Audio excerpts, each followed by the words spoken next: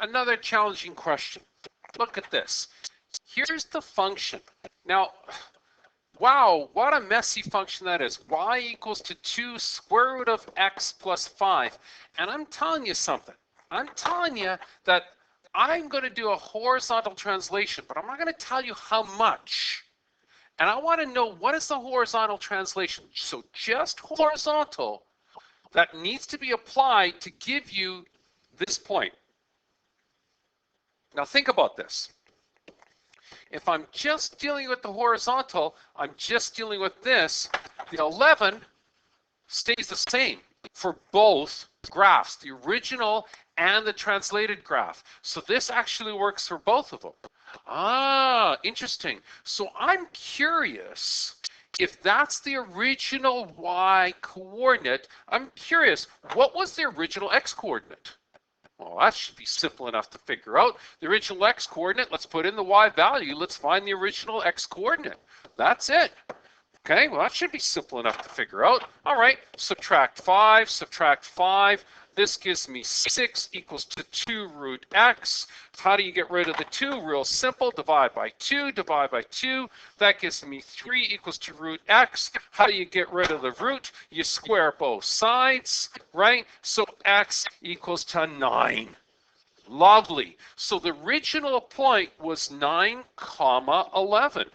Now, look at the new translated point. The new translated point was 3, 11. So how did you go from the old point to the new point?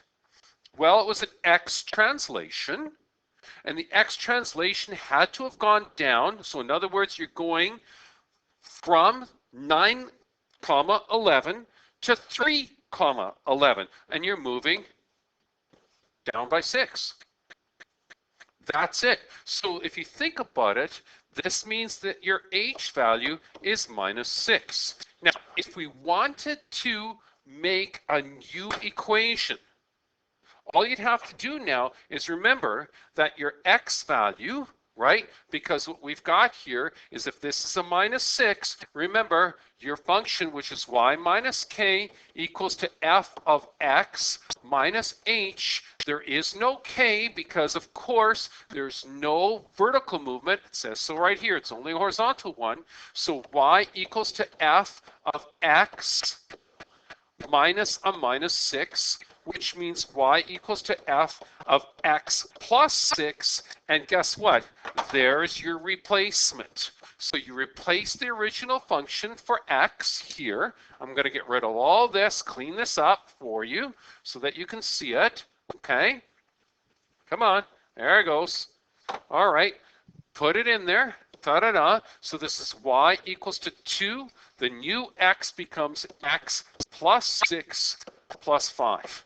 And if you're not sure whether or not you did this right, take this new point, okay, and throw it in there and see if x and y, the left side and the right side, balance out.